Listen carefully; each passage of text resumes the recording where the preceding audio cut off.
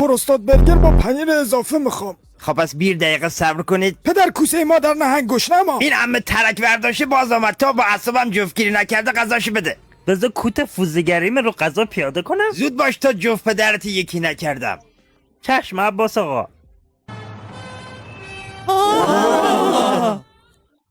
وای رحیم بالتازار گلده.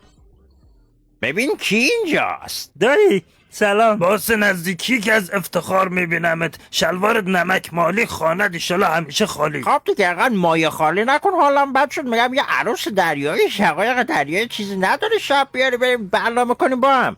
سلام بد عمه.